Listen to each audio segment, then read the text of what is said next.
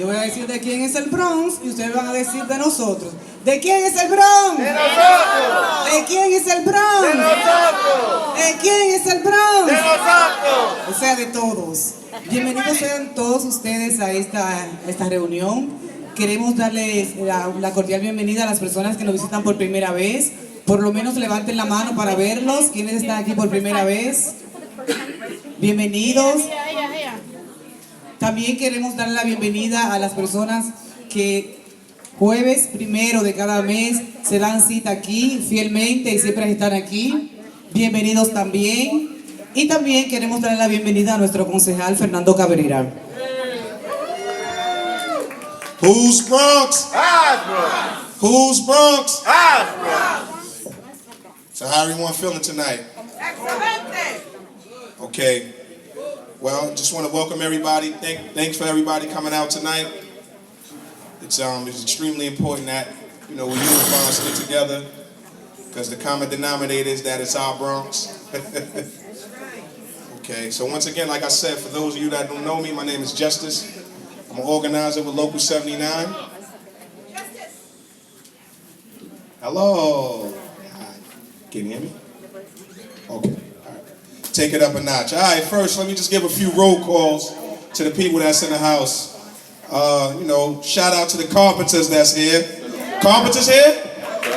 Are the carpenters here? All right. Also want to give a shout out to the insulators. Are the insulators here? Insulators here, okay. Nice shout out to Local 79.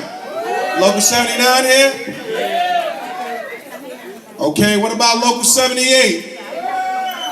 Okay. Also, we have Casa here. What about Casa? Casa's here, right? Casa. All right. We also had the Northwest Bronx Community Clergy Coalition. Let me hear some more noise. You guys can hear me?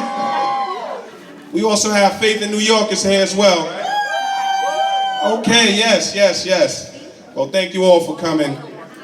Auto workers, do we have our auto workers here?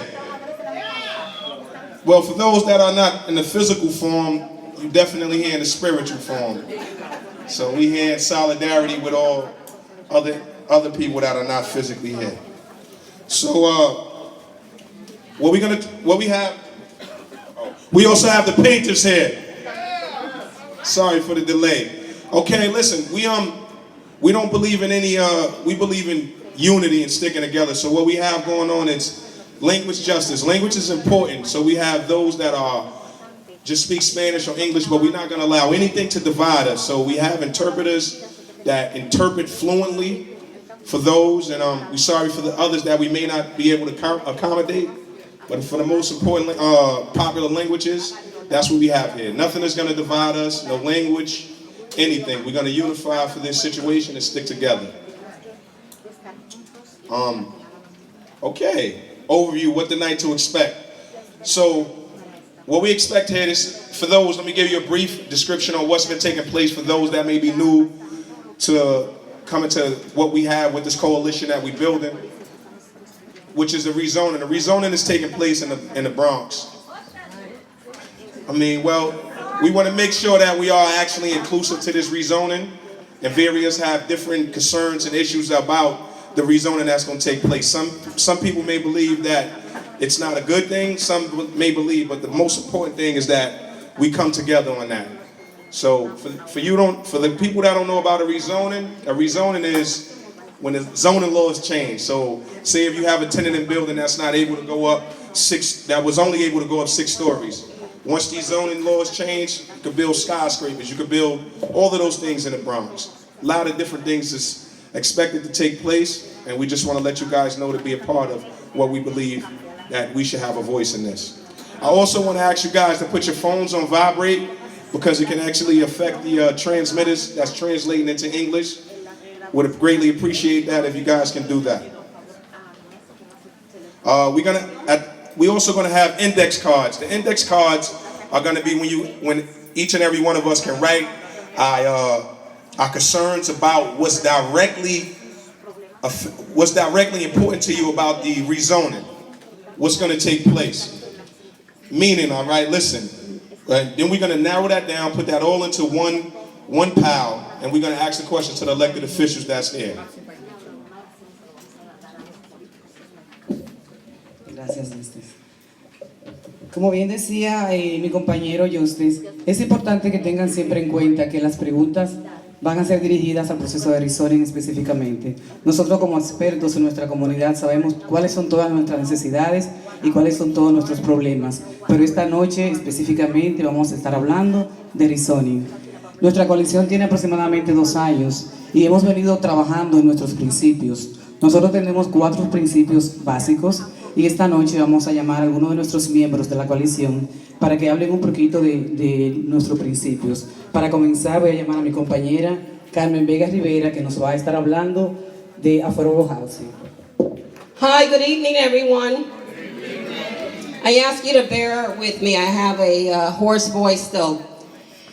I'm going to talk about the issue of affordable housing, which is one of the platform principles that came out of our report.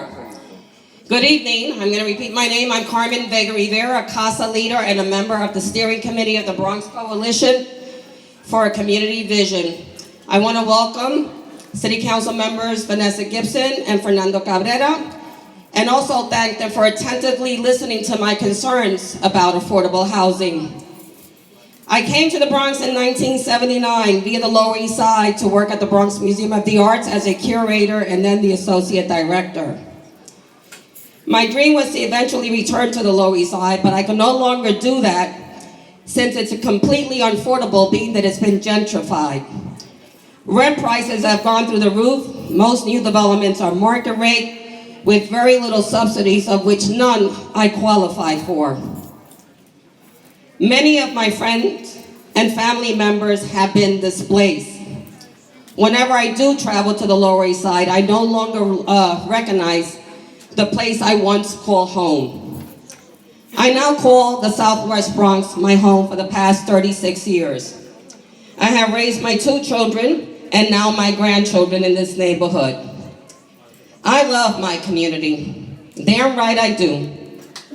I love all that it has to offer, its richness, the diversity, the many cultures, the amazing architecture and Art Deco buildings, the history, the food, but most importantly, I love hearing all the music, the birthplace of hip-hop, breakdancing, and we know the Bronx as a condado de la salsa. And no one can take that away from us. I enjoy shopping in my neighborhood, mom and pop stores and my local businesses versus Bronx box stores that are popping everywhere. And they're surrounding us like a wagon train. I have invested in my community and waited many years to see the reinvestment to return to me and my community, but that has not happened. So who are we building for? Is it for us? No, it's not. It's for others. I am concerned about my family and community. Where will they go? Where will they live? If we don't make real affordable housing a priority, then why are we here? Most local residents are rent burdened and pay more than 30% and sometimes much more than 50% of their income towards rent. Who can live here? Can you? Raise your hand if you can. That being said, neither can I. Not my neighbors or my friends. We need to build affordable housing for them. We need to build for us. U.S., not United States, but for us. Right now, families making $60,000 can move here and find affordable housing on the market, but we can't. We don't need to use taxpayer dollars to subsidize housing for them. The city currently does not have a mechanism to subsidize the kind of affordable housing that we desperately need. In other words, a new term sheet. I am proud to be part of the coalition that created a new term sheet in partnership with labor, tenants, and developers. We need to use the new term sheet that is non-negotiable. The term sheet speaks for itself. If we don't, then the message will be clear that this rezoning is not for us. Please stand with me if you feel that affordable housing is a priority for our community. And stand up with me if you feel, as the African proverb says, nothing about us, without us, is for us. Please stand if you demand affordable housing in this community. Here, let him hear your voices, folks. And so on that note, I just want to thank you, and let's keep the fight together and moving it forward. Thank you. Continuando con nuestros miembros de la coalición, vamos a llamar ahora a Jaime Steven de Northwest Bronx con desplazamiento de inquilinos. Jaime. En lo que nuestro compañero Jaime viene, quiero retomar un poquito el tema de rezoning. Nosotros estamos muy claros aquí como comunidad que nosotros no estamos en contra de rezoning. Si lo van a hacer, tienen que tomar en cuenta nuestras demandas. Esa siempre ha sido nuestra conversación. Rezoning, pero con nuestros principios, con nuestras demandas. ¿Puede venir, señor Jaime? Y si no lo hacen, entonces no hay rezoning. Rezoning con nosotros, sin nosotros no hay rezoning. Que estemos todos claros en la misma página esta noche. Muchas gracias y bienvenidos. Mi nombre es Jaime Steinberg, vivo en las 2454 de la Jerome Avenue. Vengo acá para decirles, primeramente quiero agradecerles por escuchar lo que tengo que decir.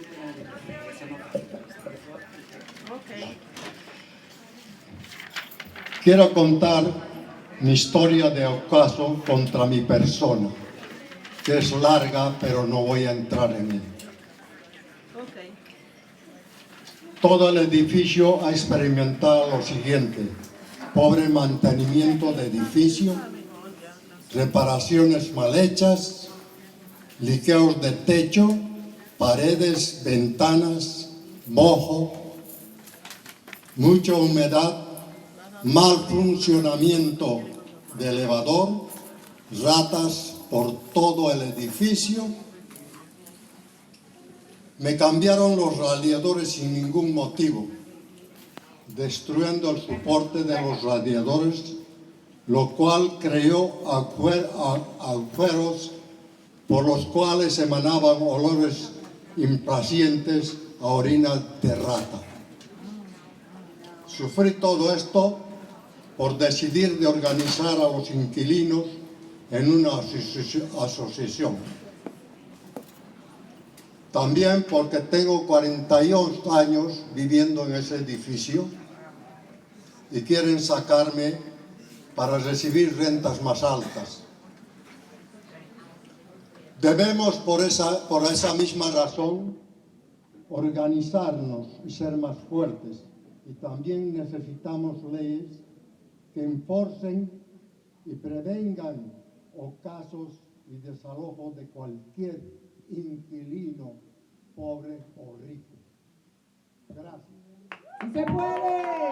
¡Sí se puede! ¡Sí se puede! ¡Sí se puede! ¡Sí se puede! Our Bronx. Who's Bronx? Our Bronx. Who's Bronx? Our Bronx. Who's Bronx? Our Bronx. Who's Bronx? Our Bronx. See, listen. Only way this rezoning is going to take place, that we as a coalition, we as a community, going to allow it to take place, if we have these 4 things that's up here. All right? Affordable housing. Can I get some noise for affordable housing? Can I get some noise for affordable housing? No one should be displaced. No displacement. Come on, get some noise for that, please. Good jobs, local hire. All right? Very important. Not only that, these jobs are allocated to the people that live in this community, right? Most important. And then we're gonna have real community participation. So Wayne, you ready, Wayne? Let's go, Wayne. Let's go, Wayne. Yeah. How you doing, ladies and gentlemen? So I'm gonna go straight into my testimony. I'm gonna read some of it off the paper, that I'll freestyle the rest, because this is our life we live in. You know what I mean? I just want to give y'all an accurate depiction of my career in this union. So, good evening, everybody. My name is Wayne Moulton. I'm a proud union member, shop steward of Local 79. I'm also vice president of 100 Black Construction Workers, a nonprofit whose mission is to improve the political, educational, social, and economic status of African Americans within the construction industry.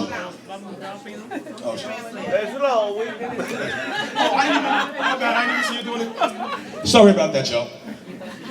I want to start by thanking Councilmember Gibson and Cabrera for allowing me to express the concerns I have with this city's proposed plan to rezone my neighborhood along Jerome Avenue.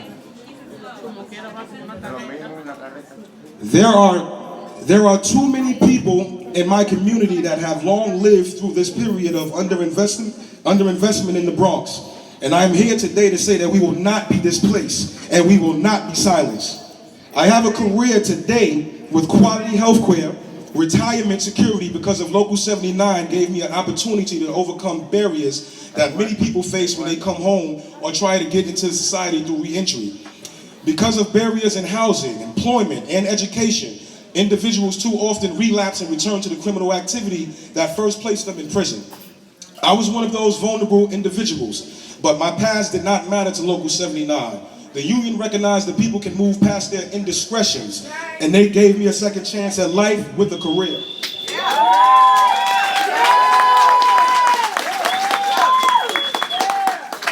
I am now an activist, and I want my neighbors to access the same opportunities I received from Local 79 when I returned home.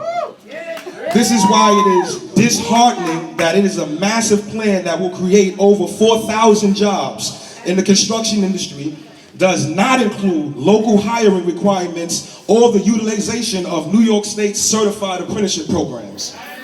Who will build these 325 new apartments? Who will train and make sure those workers come home after a long day's work? With all these questions still unanswered, 30 worker fatalities over the last 2 years, it seems the city has not properly analyzed all social impacts of this monumental land change. Our youth and our community deserves a plan that has their best interests in mind. And if done responsibly with community input, the city can actually create a pathway to middle class for my neighborhood through the Jerome Avenue rezoning with local hire requirements and the utilization of New York State approved apprenticeship program.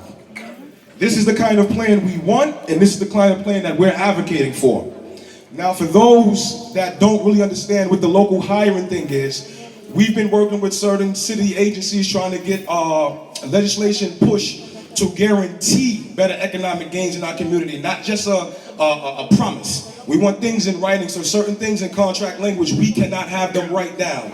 Like we cannot have them say, you're gonna make contracts union.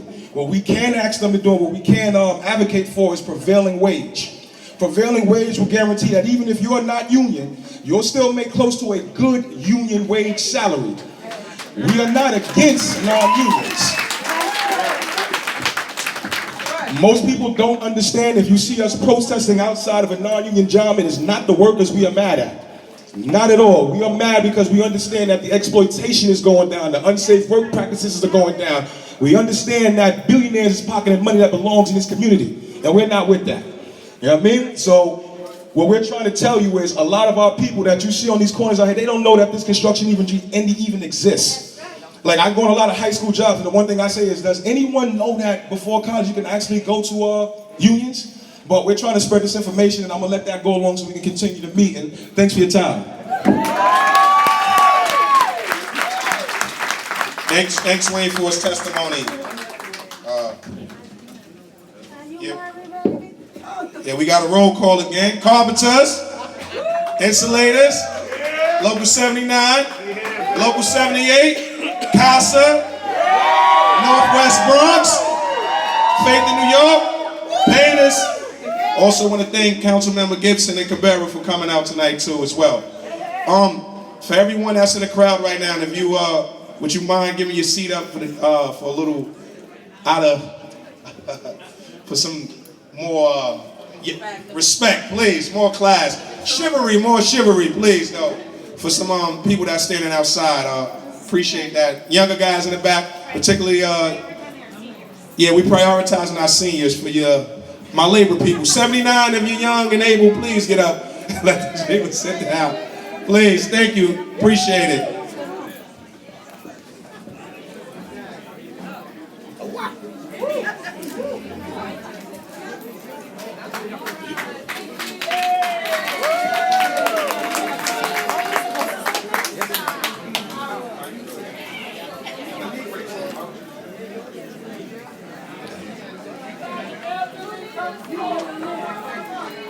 Continuamos con la agenda.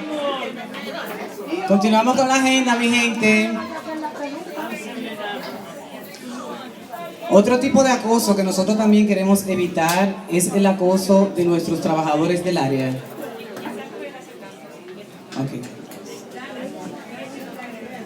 Ok, vamos a cantar, mi gente.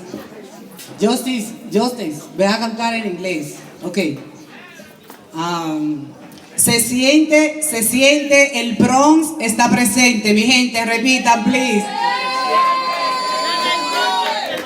Mi gente, se siente, el Bronx está presente. Se siente, el Bronx está presente. Se siente, el Bronx está presente. Se siente, el Bronx está presente. Se siente, el Bronx está presente. Se siente, el Bronx está presente.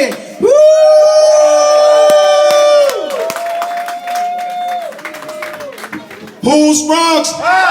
Who's Bronx? Who's Bronx? Who's Bronx? Who's Bronx? Who's Bronx? Who's Bronx? Who's Bronx? Make some noise. This town hall is about every last one of us. This town hall is about all of us. This is our Bronx.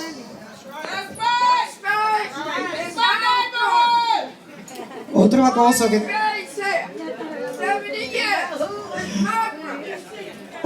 que también nosotros queremos evitar es el acoso contra nuestros compañeros que son mecánicos de aquí de nuestra avenida Girón.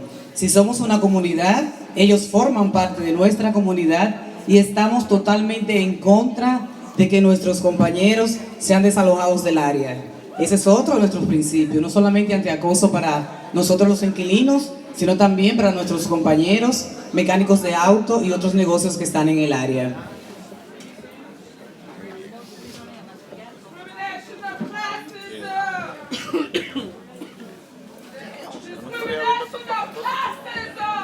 So is everyone clear? Are we clear? We saying no to rezoning unless what? Affordable housing, no displacement, good jobs, local hire. Are we clear? Yes. We gonna say no to what? No, we gotta say no to the rezoning unless we have affordable housing, no displacement, good jobs and local hire, and real community participation.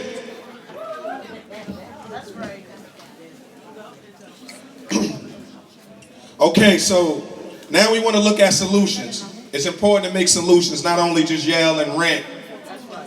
As the coalition, we spent almost a year in intensive community participation process to develop a set of solutions to these issues and then to prioritize these solutions. We want to take some time to ask Councilmember Gibson and Councilmember Cabrera key questions about these solutions. And then we'll open it up to the general questions. Councilmember Gibson and Councilmember Cabrera, please limit your answer to 2 minutes in the time of interest, please. In the interest of time.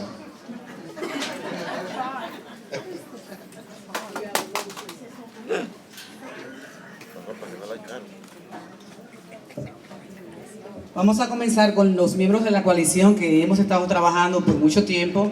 Y la primera persona que voy a llamar de nuevo va a ser a Wayne. Él va a hablar de asequibilidad profunda. Okay, so right now we're going to get straight into our participation with our political members that came here.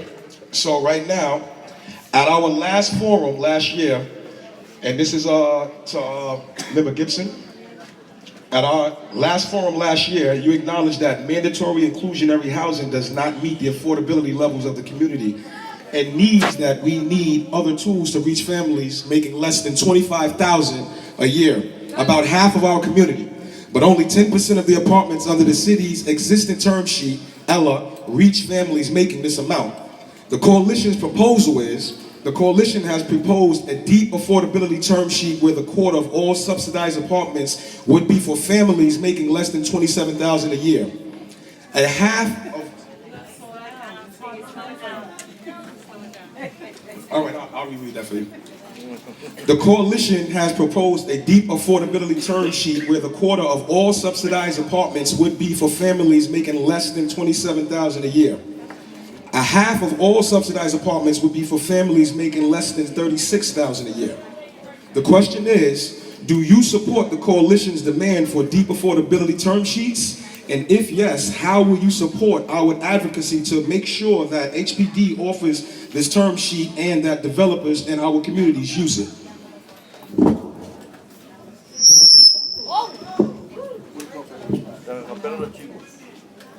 Sorry, we had 2 minutes. So good evening, everyone. Good evening. Thank you so much to Casa Bronx and to everyone for coming out. It's hard to answer any question in 2 minutes, but I really want to thank all of you. Last year when we had this town hall, I was here with you, and every step of the way since we have had conversations around Jerome, I have been with you. And so I want to collectively thank you on behalf of my colleague and I for all of the work that you have done. Before I answer the question, I have to thank you. Because of your work, we were able to achieve the historic right to counsel. That is so important. I have to acknowledge that because that's important. And you guys worked for over 2 years to get Intro 214 to 42 sponsors. And now we not only have the speaker, but the mayor is supporting it, not just verbally, but with money. And so we are going to finally achieve universal right to counsel for all of our families living below the poverty line, which is all of us, to get a legal attorney when they go to court. So gracias, thank you. So the answer to the question is yes, I support the term sheet concept that has been put forth by CASA, and what I can do and will do as your council member working with my colleague in all of the conversations that we have with the administration, which includes DCP, HPD, the mayor's office, and all the other stakeholders, we have to make sure that in the final plan, the term sheet agreements are a part of that. Now, we do have a new commissioner at HPD, so it's no longer Vicky Bean. We have Maria Springer Torres. She's a new commissioner that's coming to us from EDC. So I have not yet met with her and her team, but I do know that they are very well aware of the term sheet proposal, and it's something that remains on the table. So I support it, and I want to make sure that it is a part of the conversation, but we are not at the point yet where we can say with final detail that it is going to be a part of the final plan. That's the honest truth, but I support you, but we are not at that point yet. We are not at that point yet, but it is something that I will support and stand with CASA on the new term sheet.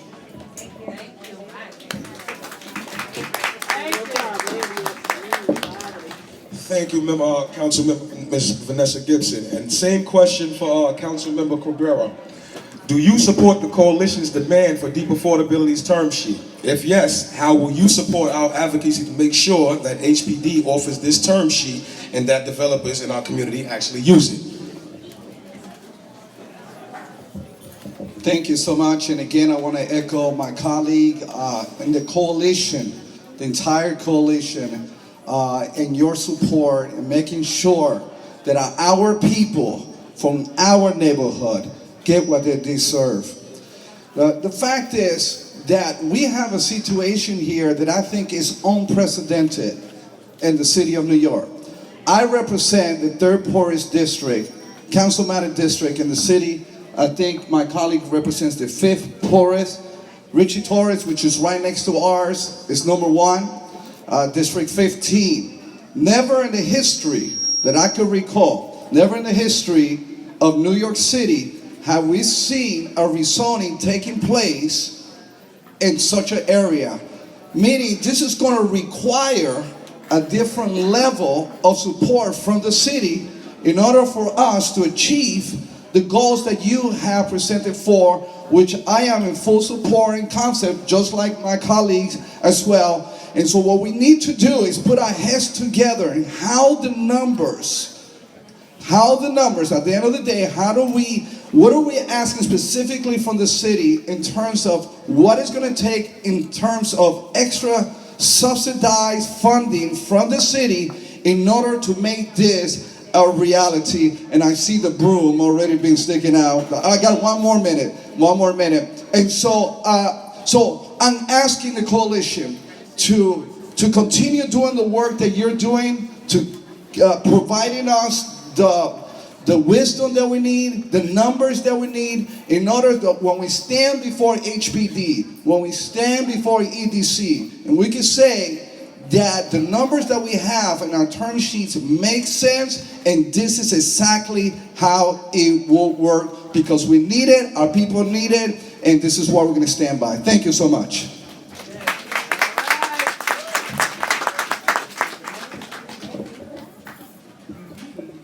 Gracias. La próxima persona que voy a llamar es miembro de casa, también forma parte de la coalición, y ella va a hacer preguntas acerca de nuestra diversidad socioeconómica. Atia.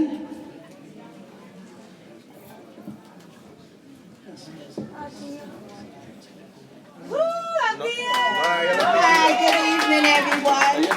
My name is Althea Matthews. I'm part of the CASA team, one of the leaders, and part of the steering committee for the Bronx rezoning as well.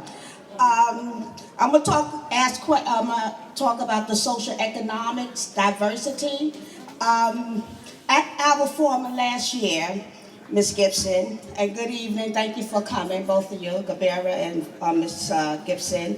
At our forum last year, you said that our neighborhood needs diversity and that we are not going to accept a neighborhood of 100% of housing for poor people. But we already have a diversity of income here. Close to 25% of our households in our area make above $50,000, and 15% make above $150,000. Now, not to mention that given that we are home to some of the lowest rents in the city, people with higher incomes can already move here and find affordable housing if they want to. So my question to you, Ms. Gibson, do you agree that it's most important to build housing for local residents who are struggling the most with housing costs today? Or do you think it's necessary to build housing for wealthier people? Why or why not? Thank you.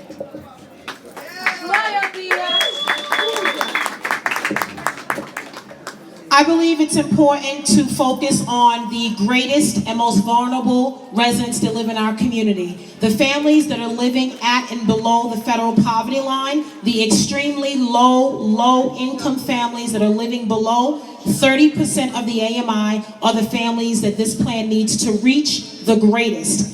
While I recognize that the majority of our community is living on a fixed income, many residents that are working are simply not making enough.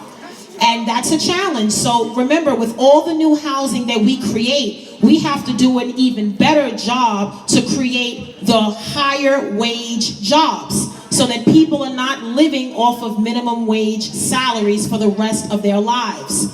So what I believe is meeting families where they are at this point is our goal, but I also believe in mobility. So families that are living at 20 and 25% AMI or 30% AMI right now, I also want there to be an opportunity for them to move into the 30% AMI category as we create those jobs. So remember, this is not just about this current generation, but this is also about our children as well. As we promote opportunities for them to go through high school and get to college, our college kids are coming home and they can't find any housing for themselves, nor can they find the jobs as well. So this is a plan to me that has to address those that are on the lowest income spectrum, but it also needs to recognize that we have to have some level of gradual opportunities to grow within our communities as well. So yes, I agree with you. Thank you so much. Councilman, Member Cabrera, you have expressed similar ideas about wanting a more modern and diverse neighborhood. I'm gonna ask you the same question. Do you agree that it's most important to build housing for local residents who are struggling the most with housing costs today? Or do you think it's necessary to build housing for the wealthier people? Why or why not? Thank you.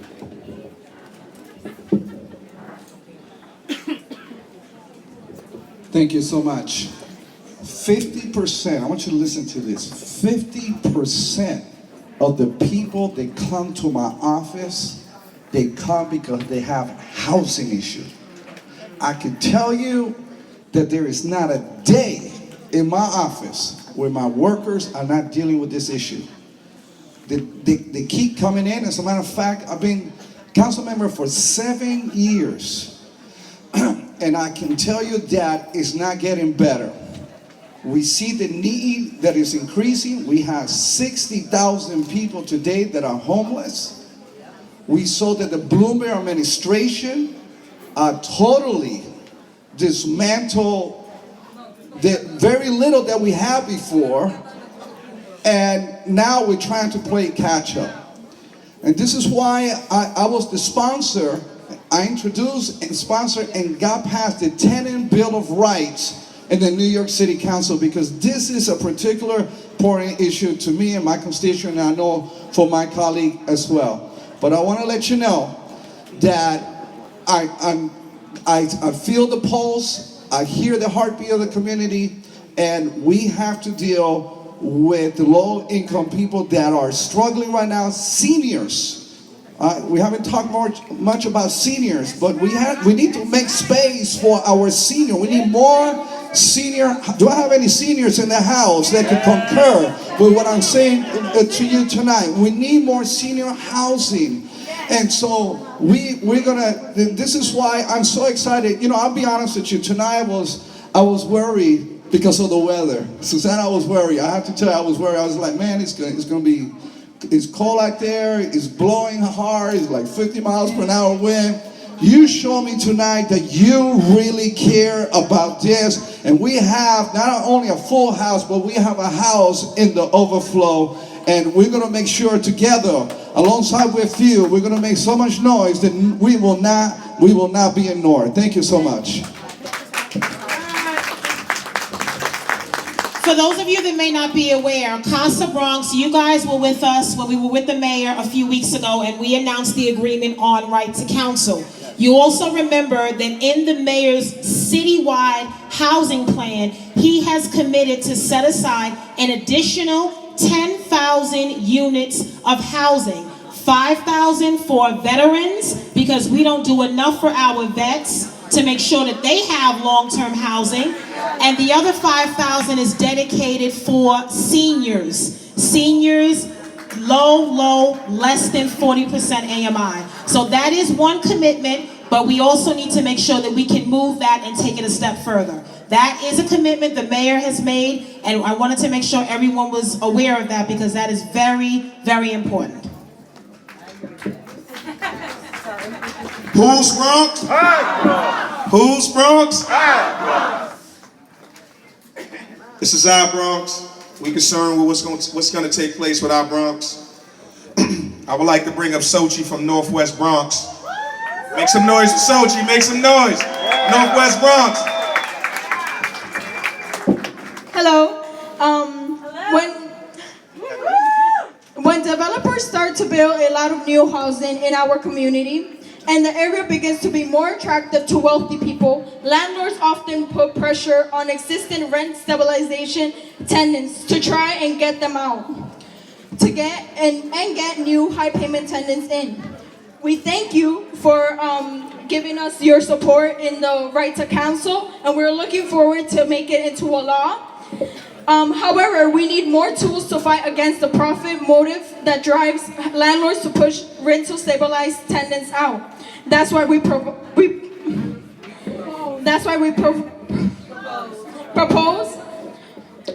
that the city passes the certificate of no harassment program, which will prevent landlords who have harassed tenants from getting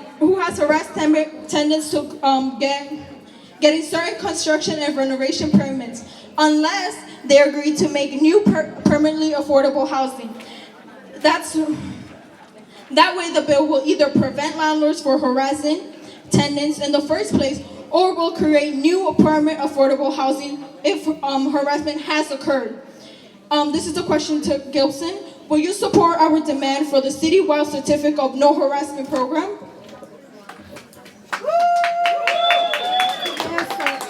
Yes. Hell yes.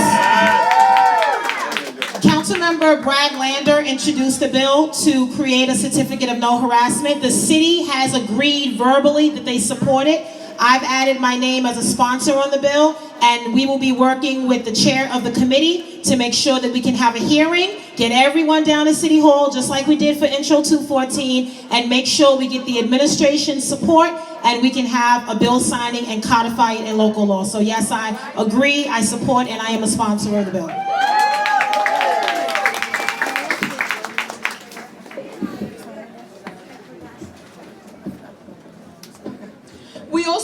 We also wanted to express our appreciation that you are a sponsor of our right to counsel, and we're looking forward for you to vote to support it when it comes before the when it becomes a law.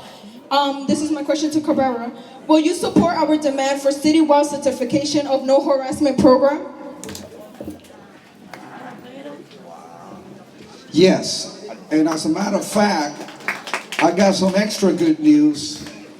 And that is, as a result of the meetings that I had with the community board and also with CASA, I'm happy to announce that I submitted legislation. It's in the drafting stage right now, directing HPD to create a zero-tolerance policy for harassment and poor building conditions, with provisions for legal action by the city against landlords who violate the policy, requiring HPD to create a comprehensive list of eviction and distressed building, tracking housing related 311 calls. This is stuff that you've been asking for.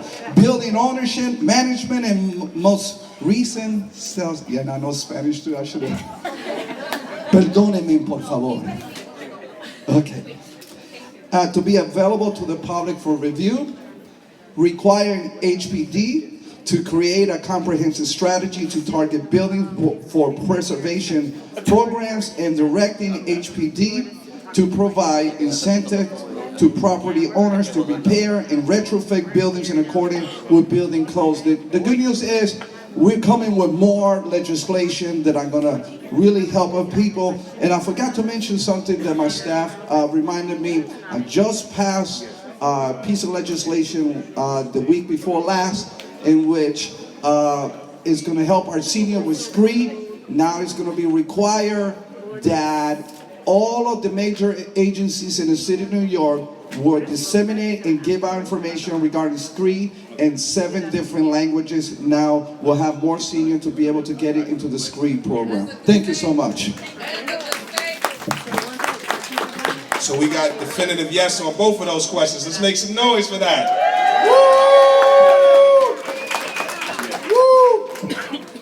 Okay, I got the pleasure to introduce Lords.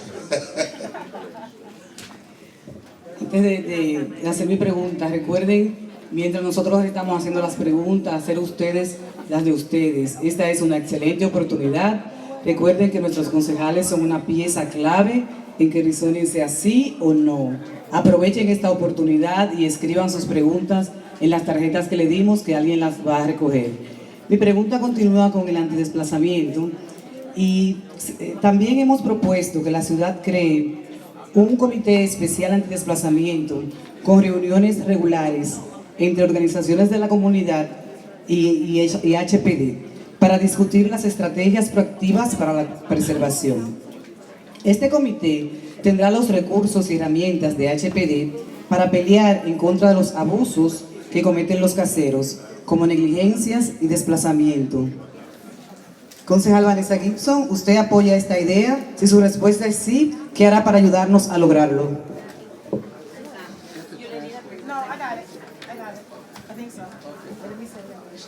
So the question was the idea that Casa Bronx put forward about creating an anti-displacement task force with regular meetings with local community organizations and HPD to discuss proactive strategies for preservation.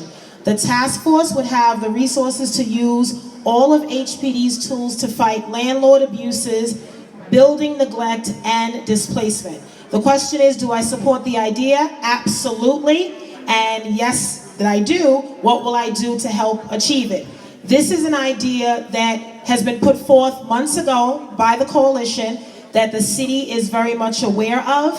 And in order for us to get it through the process, I really think it would be great to do it the legislative route, because other neighborhoods that are slated for zoning, ultimately the city should have an oversight capacity to work with all neighborhoods that are going through zonings.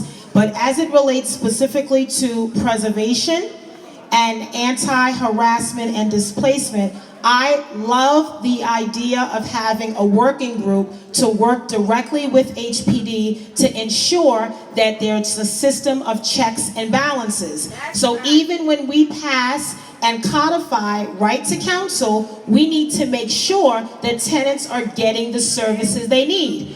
When we do the certificate of no harassment, we need to make sure that the law is being complied with. So I love the idea, and I, as your council member, will work with the administration, with HPD, to make sure that that can be a part of the final agreement. But I do think, as a matter of being a legislator, everything we do, we want to make sure that good measures are codified in local law. Because after this neighborhood is done and other neighborhoods, we want to make sure that these good practices are codified in law, and they will not change just because an administration changes. So I agree, and I think that we should take it to the next step and make sure that we can make it a part of local law.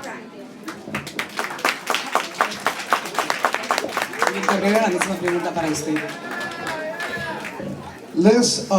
I'm also in total agreement. I've been to 2 administrations, and you could have a mayor says, I'm all for this, and then the next mayor totally change their mind. And this is why we need to codify into law. And for those who may underestimate the power of a task force, may I remind you that just a few years ago, myself and Councilmember Jerome Williams, we came out with a task force to deal with the gun violence problem that we have. And as a result of that, we were able now to get $21 million and 21 programs throughout the city, including in our neighborhoods. And in my neighborhoods in 183rd area, which this year will be the first year that anybody who's alive could remember we have not experienced a shooting in that catchment area of the district. Now, one shooting was the first summer that we didn't have a shooting. So all it started with a task force, and this is why this is genius, this is ingenious, and I totally support it, and I believe many, many good things are going to come out of that, and you will be in the table where decisions are being made. Thank you so much.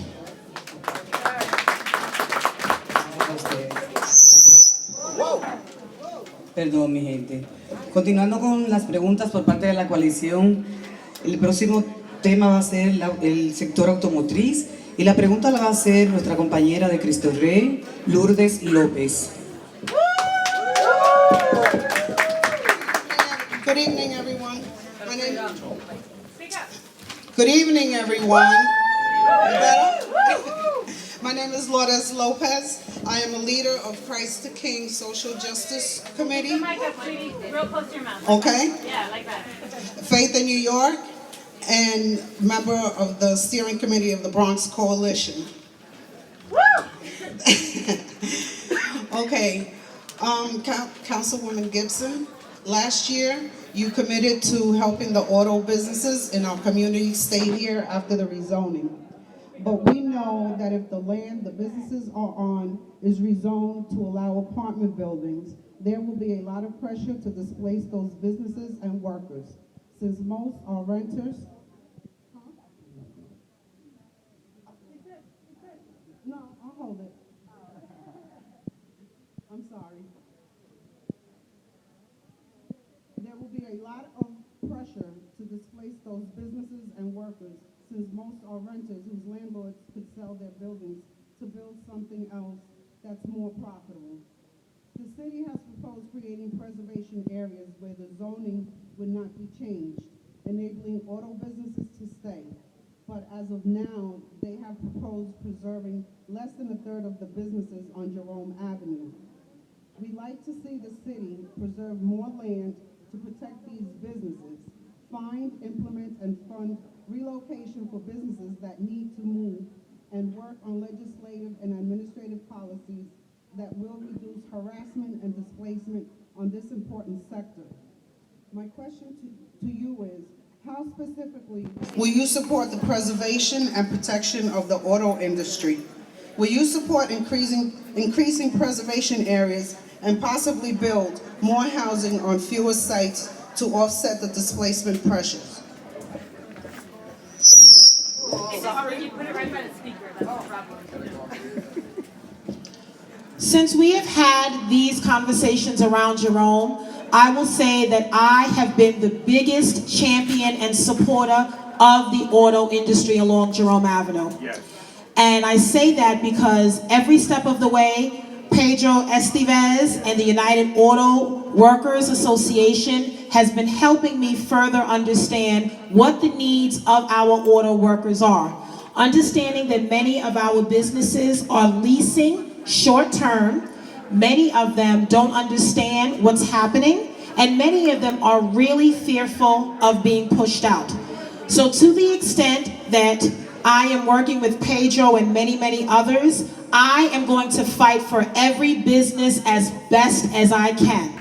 Because the reality is, I don't want to support any plan that pushes the auto industry to another part of our city. Where will they go? I'm not a council member that wants to give businesses to another district. That's the reality. And the auto industry for me is a viable entity that we must maintain and further invest in. I know when you look at neighborhoods that are changing, many in this city don't see the importance of what the auto industry does, but I do. I see the workers every single day. My office is on Jerome Avenue, so I see the workers every single day. So number one, the first thing I have done, just yesterday I was with Pedro and CASA and WEDCO and ANHD, and we announced the introduction of the CARS Act, which is Commercial and Auto Related Stability Act. And it is a piece of legislation that is going to bring greater protections for our businesses that sign a lease. And unknowingly, when they sign these leases, there may be outstanding fines and liens and penalties on their business that the property owner knows, but the leasee does not know. So we're going to make sure that there are greater strengths that protect businesses before they enter into a lease agreement. The other question, and sorry I'm running out of time, is if there are businesses in this corridor that do want to relocate, not because they feel pushed out, but because it is their choice. I'm not putting pressure on anyone to leave, but everyone has a right to work here, do business here if they choose. If there are businesses that want to leave, then I will support a relocation plan. But I want to support a tangible relocation plan, not the plan that took the businesses in Willets Point and dumped them in Hunts Point. Not anything like that. I want a real plan that's going to give real resources, grants and not loans, and really allow businesses to not only move, but be able to sustain themselves, right? So there's a lot with the auto industry that I'm constantly learning every day, but I am of the mindset that if you want to stay, then you have a right to stay. And the other part of it is we have to identify legal mechanisms that we can force our property owners to enter into longer term lease agreements with our businesses. Right now, many of them are leasing from month to month. They have leases that are less than 2 and 3 years, and so they know they're living on borrowed time. If we don't codify something in local law, then essentially we're pushing them out. So legislation is always a good tool for us, and it's a measure that we can succeed in that cannot be overturned. So I am with you, and whatever else we come up with, whatever ideas, I am always willing to listen on how we can strengthen the Jerome Avenue corridor as it relates to our auto workers.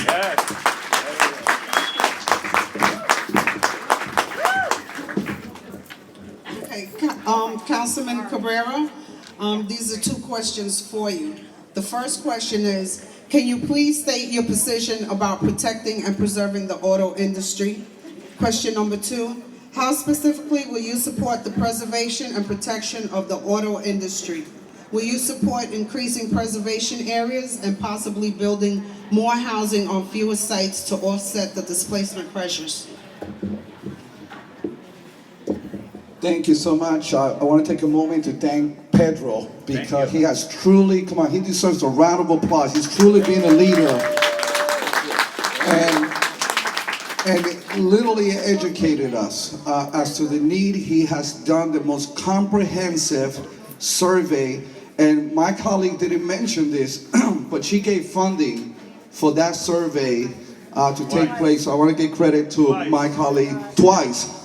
And this year, I sat down with Pedro the other day, just a few weeks ago, and he's applying for funding from my office, so we're going to give him more reinforcements with that. So you have that commitment, Pedro, that we're going to be able to unite together to make sure that we could help the auto industry. Look, here is one of the things that I think could possibly work that already brought out to EDC, small business, into the city, which really came is the brainchild of Pedro, which is, why not have a place where the auto industry could have a co-op system so they could have ownership.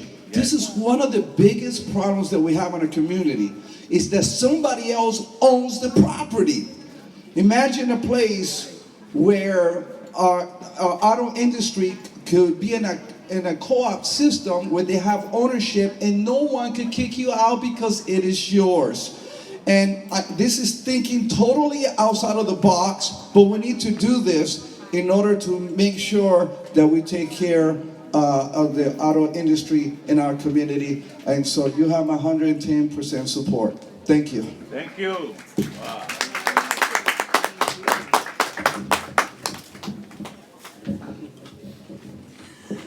Ahora voy a llamar a la señora Liz Thompson. Ella va a estar hablando acerca de buenos trabajos y contratación local y representa a Northwest Bronx.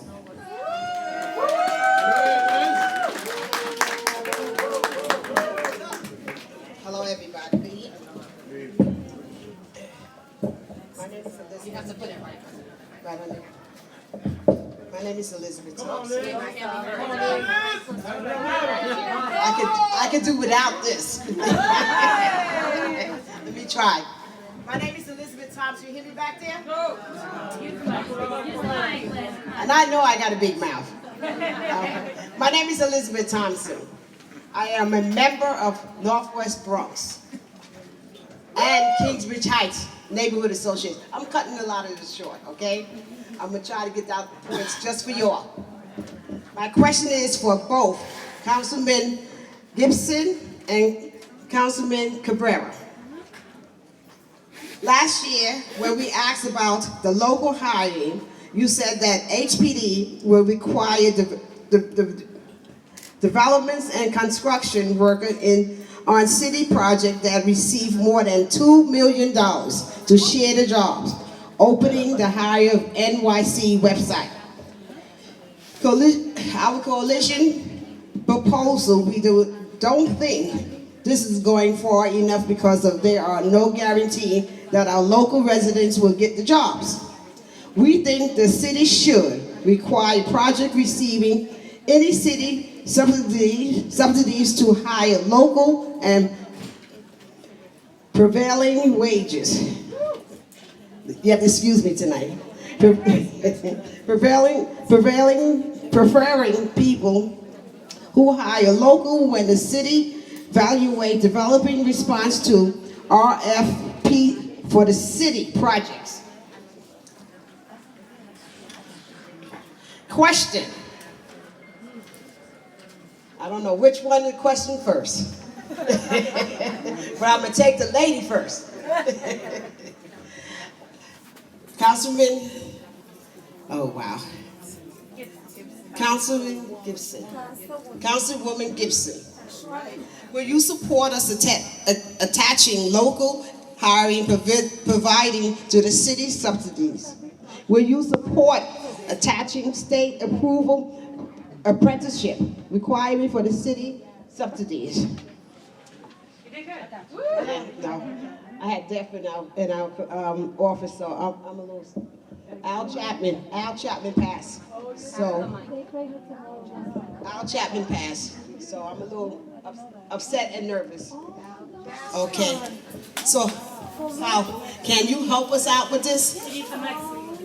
Oh, I can at least do that.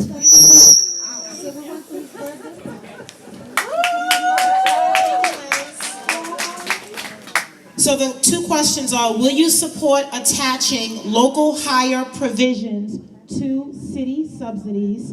And will you support attaching state-approved apprenticeship requirements to city subsidies? And my answer for both is yes and yes. I think it's important that if we are building new housing in our community, then we should be a part of building that housing. I think it's really disingenuous when you are walking through your community and you see all of this beautiful housing. Number one, you can't get in, and then number two, you don't get any of the jobs. I think it's an insult to the residents that live in any community, not just this one. So attaching it through the RFP process, if that's what it is, or through any project that has a government subsidy attached, is an absolute crucial component. What it does for us as a city is it acknowledges that not only can we be a part of the new neighborhood in terms of the new housing, but it acknowledges that we are skilled and experienced, and the local jobs are needed in our own communities. We struggle in this borough with high unemployment, and although the numbers have gone down, we used to be in double digits, and now we're less than 8%. So we're making great strides, but we can go even further. And all of you know from Local 78 and Local 79 and La Una and BCW, the incredible amount of stability it is when you are in the construction industry in terms of taking care of you and your families. The second part of the question is very important for us because we had a huge hearing at City Hall a few weeks ago. There is a package of legislation, and the number one bill that all of us are supporting is Intro 1447. This is the bill that will mandate a state-approved apprenticeship program for any worker on any of our construction jobs in this city. And that is important because there is a huge distinction between union workers and non-union workers as it relates to their level of experience. We want everyone to have the same level of training from the beginning. So apprenticeship programs is an incredible footstep, foundation in terms of making sure that our construction workers have the skill set and the experience needed to provide the service, but number one, to be safe. There have been too many fatalities in this city, and all of the fatalities have been men of color. Immigrant men that are doing their job, all they want to do is return home the way they left. And it's our responsibility to make sure that they return home safe to their families. So yes, I support attaching the requirements for local hiring to any project that has a government subsidy. And yes, I absolutely support the state-approved apprenticeship programs as well. Good idea. I definitely agree with my colleague. If I recall right, in the coalition proposal was 30% local, 10% for youth, and 10% for women hire.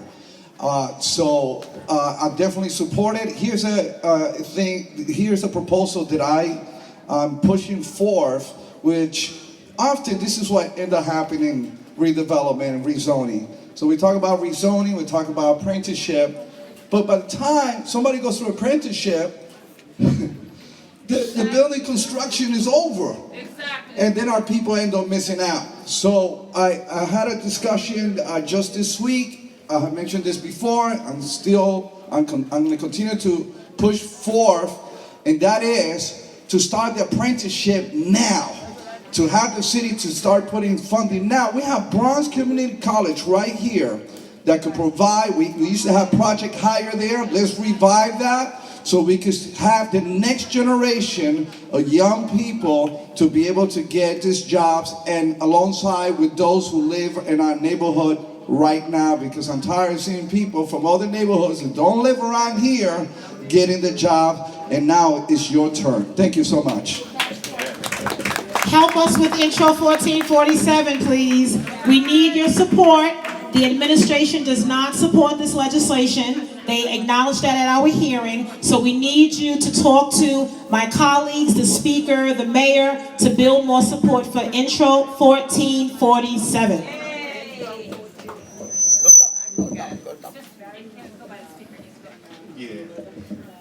Okay, thank you very much. And coming to you all for more stuff. Yes. Okay. Next. La próxima persona que va a venir con nosotros va a estar hablando de lo que son los entrenamientos para nosotros, la comunidad, y es mi compañero Fitzroy de casa. Thank you. Thank both of you for coming here and joining us tonight. Councilwoman Gibson, I'm going to bypass you. The question I had to ask you, you answered. It was regarding Intro 1447. So since we had your answer and your support, I'm going to be asking Councilmember Cabrera. Will you support the coalition's demand for more funding for programs to provide job training and education to local residents? And how will you do this? The second part is, will you support Intro 1447, the bill on worker safety and training, especially since we have so many people here, and if anything happens to them, they live with us, and their families are going to be grieving with us, and we want to make sure that they can go back home to their homes, their families, after the job ends that day. Do you support it, and how will you do that? Thank you so much. Thank you for the question, and thank you for the opportunity to be able to give my thoughts regarding it. Look, construction is a very dangerous job. And it requires skills and it requires training, safety training. When you think about apprenticeship, you think about there's two arms to apprenticeship. And that is, again, training and safety, and also when it comes down to the skills that are required to be able to do the job. Often what ends up happening with some of the projects that we have here in the city, including right here in the Bronx, is that we have construction where people are not properly trained, and because they're not getting the training that they need, they have put themselves in a situation, in a very dangerous situation. My wife used to work in a nursing home. And I remember, this is some years ago, she called me hysterically because they are hired non-union, and this man fell off the scaffold, the entire scalp come up. I know that sounds very dramatic, but I have to tell it like it is. She was traumatized. The young man was traumatized. It was a horrific experience. This happened before I became a council member. And that stuck in my mind as to the dangers that many of you who are here right now, you know what I'm talking about. You're there, you're in the projects. Some of you have seen people go through some horrific things. And normally what ends up happening is that the GC, after they go through this injury, they don't care, they wash their hands, especially when it comes to the immigrant population, and not even more with the problems that we're gonna have on the federal level, and the threats that they're gonna experience, that if you say something, you're out of the job, or we're gonna call you in. And so we need all the protections, and so you can count on me to be with you. Thank you so much.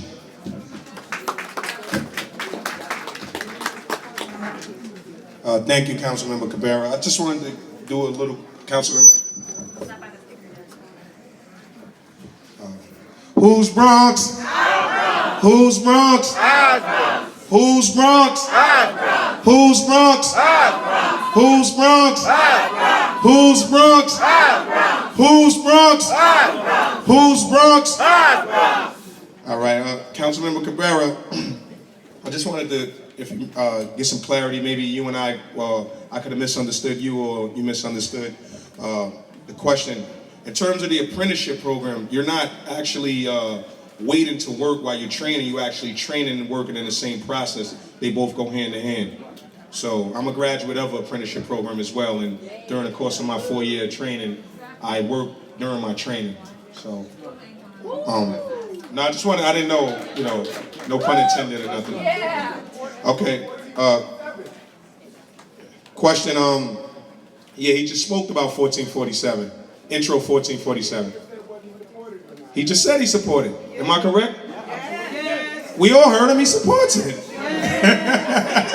He supports it. All right, it's a general question for both of you guys. Statement first and then a question.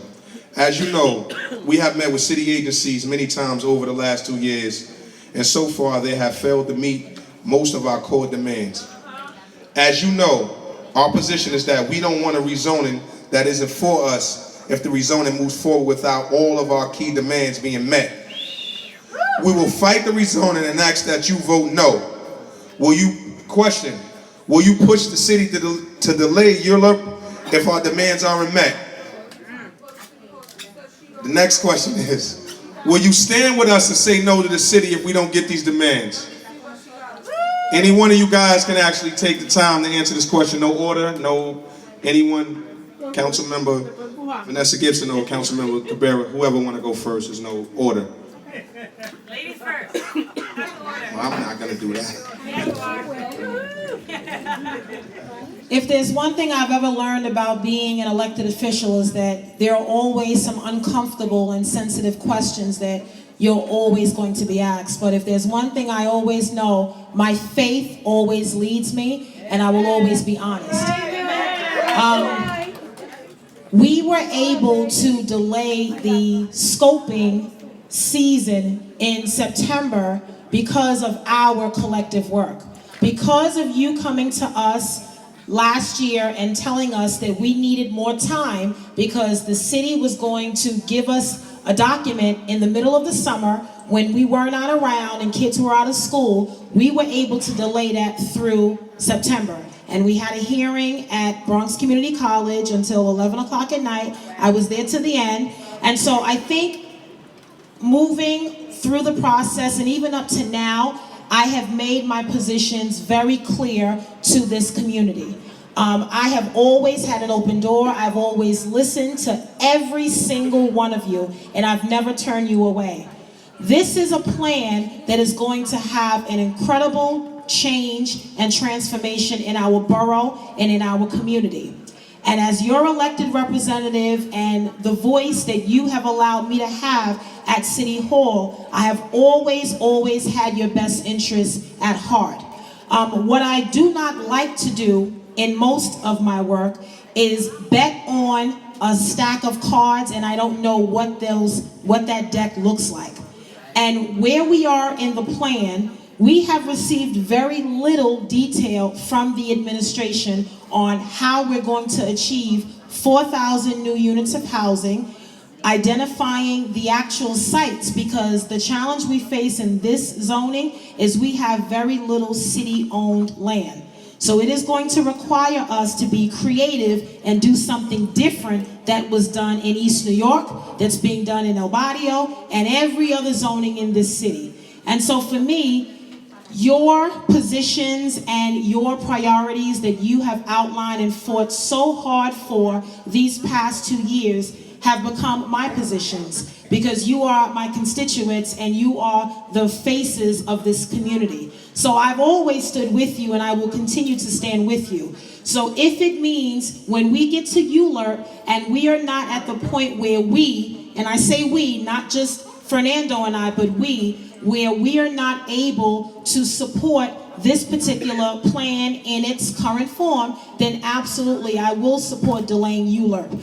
I want to delay this project as much as I can because I want to get it right. I don't want to make any mistakes. I don't want to leave anyone out. Not our seniors, our veterans, our children, our families. This project is not just about housing. Remember, we're talking about new school seats, better transit in our district. Everyone is complaining about the BX 11 and 13 in Highbridge, about the lighting, about public safety, the quality of life, the access to health and wellness and better supermarkets. So this is a plan that we have to look at from a larger picture. Everything flows from housing, but I care and we care about everything else. So yes, I will stand with you if it means that we have to delay ULURP and push it back, because we need to get this right.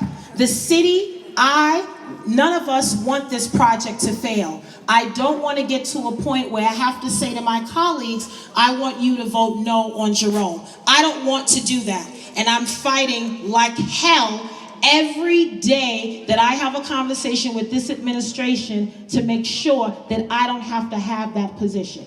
Just so you understand where I am. This is not easy, and I want all of you to be clear and understand where I come from. I represent you and thousands of residents out in our community that are not necessarily understanding what's happening. All they know is what they read in the paper, and it's not always accurate. Those alternative facts we hear about.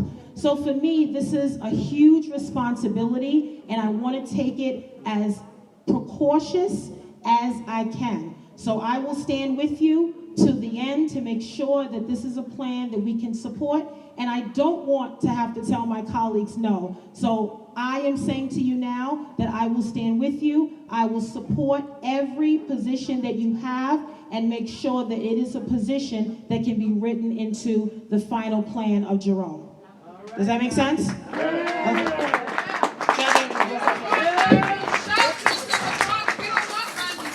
No.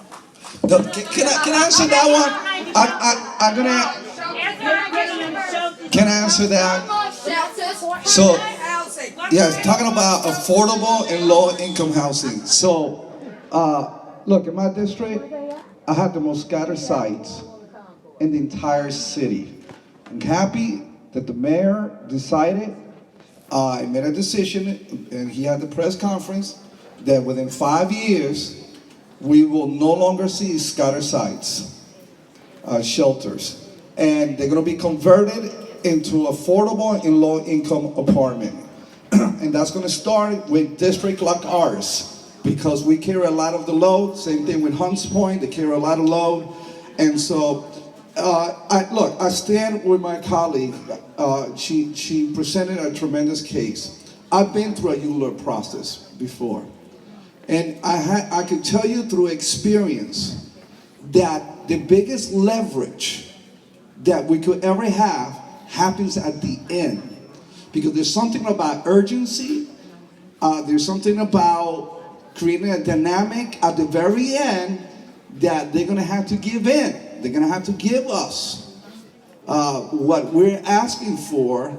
And of course, we both want it, and I'm sure everybody here wants what we have put forth, and this is why we need to continue making some noise, making a reasonable case, presenting strategies that make sense, showing a financial plan that works and getting the city engaged to subsidize. This is going to require for the city to subsidize. We have never had a rezoning like this. I'm telling you, we have never had something like this in the entire city. This is not Manhattan, and this is not in a nice neighborhood in Brooklyn where the property values are very, very high. So it's going to require for the city to put out some significant amount of funding in order for this to take place. And so, but let's don't give our leverage that we have, which happens literally at the 11:59.59 hour. I'm telling you, I've been through this process before, and it works if we stand together. Thank you so much. Yes.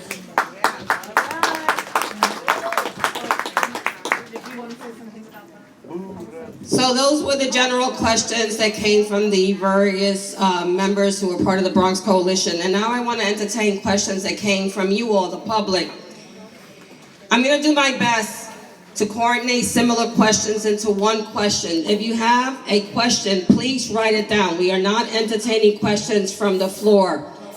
Randy has index cards in his hand. Raise your hand, and an index card will be given to you. If you need help writing your question down, someone will help you. I did receive a couple of questions that have to do with just housing issues in general. I passed that on to CASA, and a staff person will eventually follow up with you, but those are not questions related to the rezoning this evening. So let me start with, and I apologize, I'm not leaving anyone out. It's because of time that I want to make sure I get to the questions concerning rezoning. So there were three similar questions that have to do with the term sheet.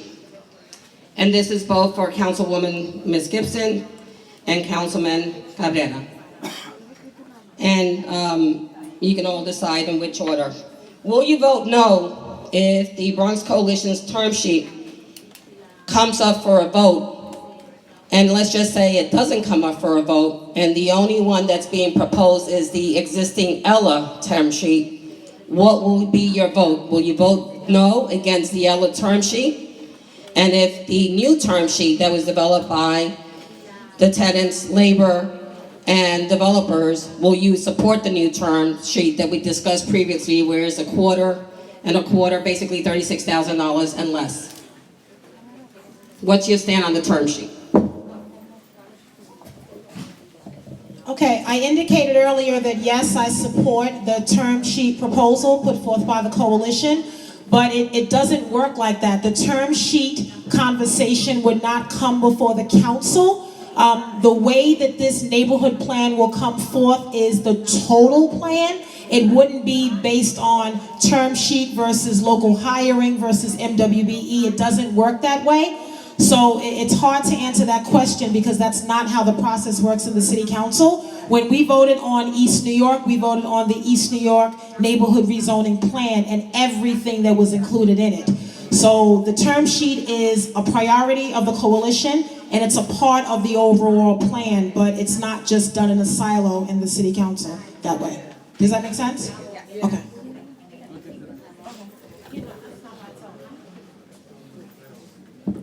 If at any time you feel like the other member wants to add anything, please feel free to do so. So another question from the audience is, what will you do to fight predatory real estate developers from pushing out tenants?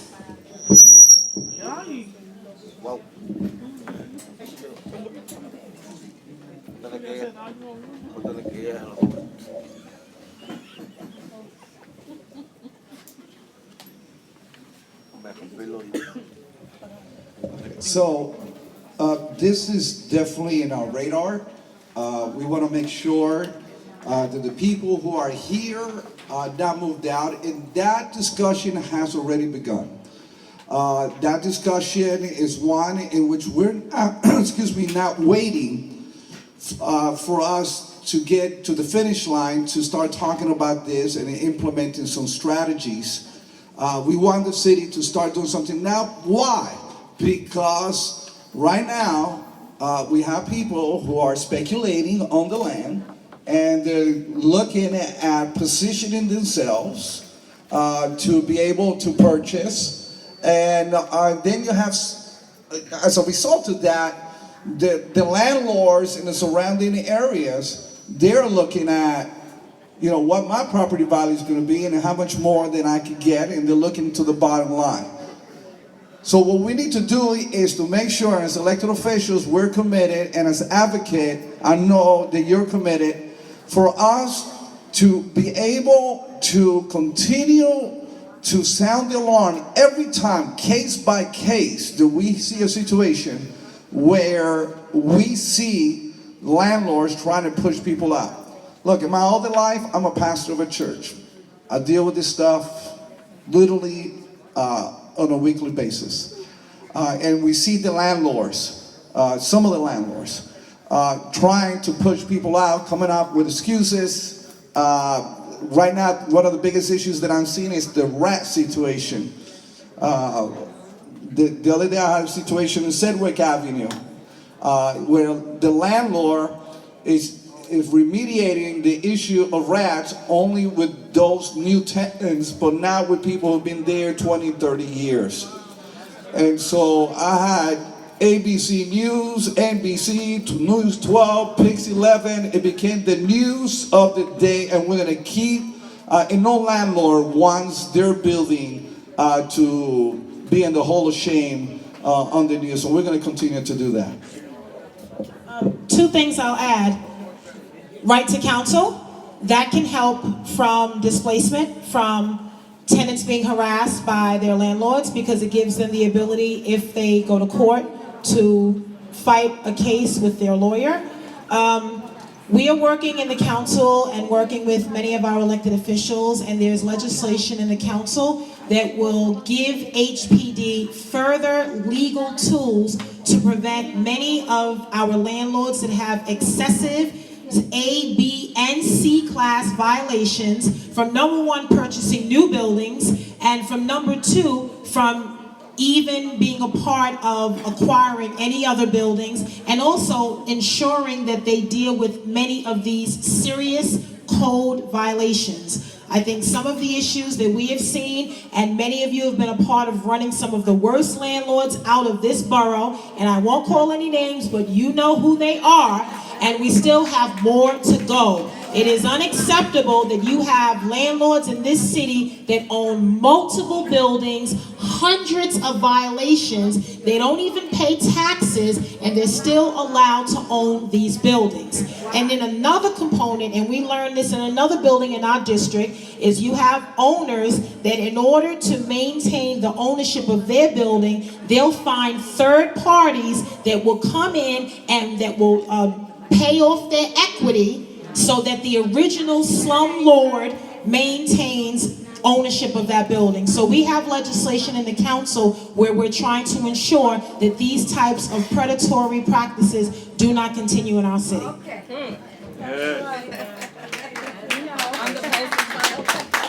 I'm laughing with Councilmember Vanessa Gibson as the poster child for predatory lending. Anyway, let's move on very quickly. I want to be as succinct with the answer as I am with the question. What special provisions will be set in place to support and protect individuals with disabilities? If you can keep it to the 2-minute answer. We can get some more questions. Well, one of the big issues in my district is in regards to Burnside, in terms of getting into the subway. It's amazing that somebody who is in disability cannot get, that's one of the busiest business corridor, and under this new plan that is being suggested by city planning, we're talking about bigger high-rises in Burnside.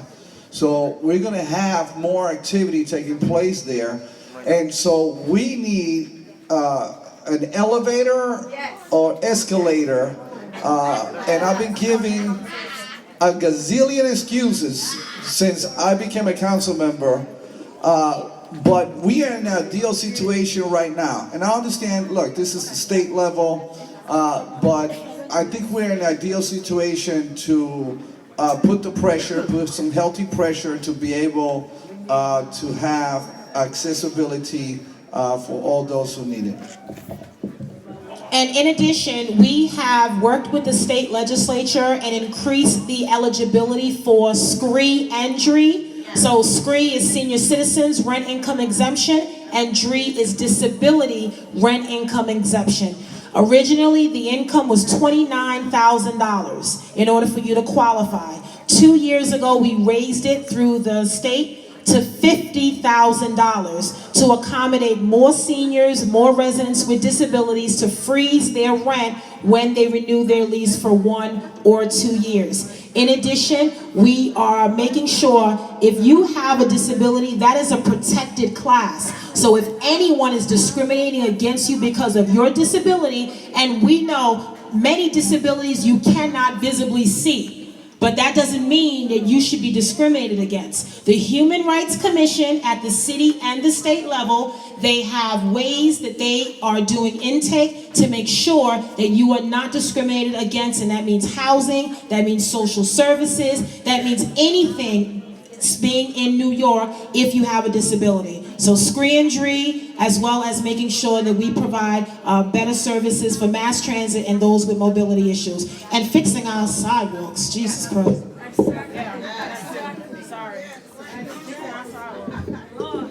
So, how will developers be held accountable for promises they have made during the request for a proposal process? How will developers be held accountable?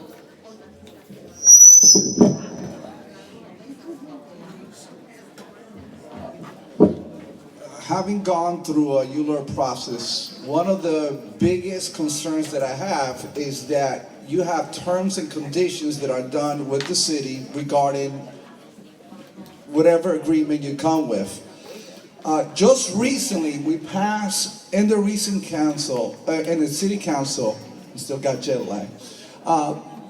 In the city council, we just recently passed a major piece of legislation, which now every agreement, every term and condition is going to be made public, and everyone will have access to it. So no longer is going to be that we made an agreement with the city, as a council member or the community board, they have the term and condition, and the community can never go back to hold the city accountable and to whoever else is engaged accountable. Now we're going to have total transparency, and now we can put the pressure on and to revisit to those who say they're going to do something to make sure that they do it. Two things, very simple. In the RFP agreement, before the developer is selected, within the context of that, there needs to be penalties outlined if you fail to comply with the terms of the RFP. Secondly, we need to make sure that HPD, as the authority, ensures that the terms are being complied with.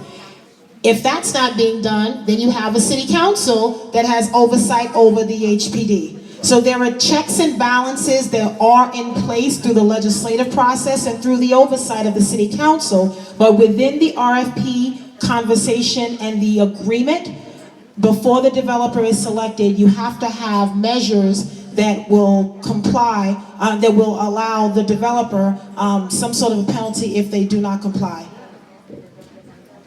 So let me quickly.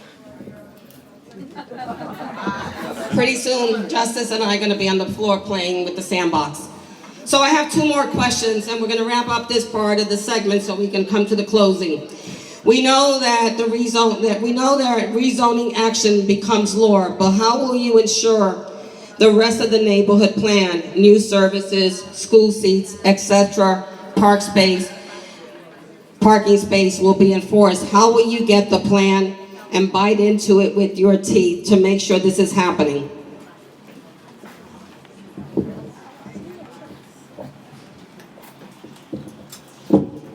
Let me start with public safety. Thank you for giving all those items so I can just move quickly. One of the things that the police precinct has asked is the 46th precinct to move into Jerome Avenue. We're exploring that possibility. As you know, that the 46th precinct, they're not in the middle of the district, they're not in a strategic place, and they're having parking issues over there. major parking issue. I get $250,000 for them to pave one of the parking lots, and that has alleviated some of the problems, but we still need a lot more parking. In terms of parking for the public, I have to tell you, 278, 279, PS 279, we have major issues. The city, unfortunately, have made now in Jerome Avenue, instead of having, you can pay for 6 hours and leave your car there, and now you can only park there for an hour. Our teachers are having a difficulty because there's nowhere to park. Even if you want to pay, there's just nowhere to park. So we have a parking issue. I brought this issue up as to be one of those prime issues that I'm very concerned about. Anybody who drives here, it's getting more difficult to find parking around this area. At least in my district, it's getting more difficult. In terms of schools, in my district, we need at least 800 more seats. And we have some of the buildings that we could have more construction take place to increase space to have more children to be able to come and reduce class sizes. I have some of my schools, like PS 279, 34% of those students are living in a shelter. And they need more programs, reading programs. We need extra support. And I think right now is the ideal time to ask for the level of support that is going to be required in order for us to be able to absorb this 4,000, think about this, 4,000 units that are going to come into a district that's going to translate to at least 10,000 people. We're going to have to start doing the Apollo with the cane. I'll be quick. Last year, when we passed MIH and ZQA at the City Council, along with that, the mayor invested $50 million as a startup called the Neighborhood Development Fund. With every neighborhood rezoning plan in the city, there is associated money that will be attached to that neighborhood plan to address everything else next to housing. School seats, building a new school, making sure there's capacity, daycare centers and other local human service facilities, mass transit like the elevator escalator at Burnside. From Yankee Stadium to Fordham Road, Jerome Avenue, there's not one elevator nor escalator. Making sure there's increased bus service for the BX11, the BX13, the BX6. So these are all of the amenities that we have to address when there is an expectation of new residents. I would argue that we should be talking about new school seats even before we started talking about Jerome in the first place, because District 9 has always been overcrowded. So what I'm a little upset about is that we're having this conversation now with the expectation of new residents when the residents here have already been in need of new school seats, more daycare centers, more UPK sites. So these are all of the things that we will be working on. And as I said, the plan, housing, but it's also healthcare, looking at commercial diversity and more stores along Jerome and 167 and 170. But for me, school seats is going to be the biggest thing. I think sometimes as a government, we don't always talk to each other. So DOE and SCA are not talking to DOT and MTA and SBS and the mayor's office and every acronym you can think of. But bottom line is we all need to be talking to each other about how we can all be a part of this overall plan. Thank you. So we're not going to entertain any more questions, and I've given all the questions that we can announce this evening or ask of the two city council members here tonight. That CASA staff is right outside and will make themselves available to talk to you specifically about the question that you were proposing. But I'm going to end with this one. Will worker cooperatives and tenant cooperatives be promoted for more than it is right now? Again, will worker cooperatives and tenant cooperatives be promoted for more than it is right now?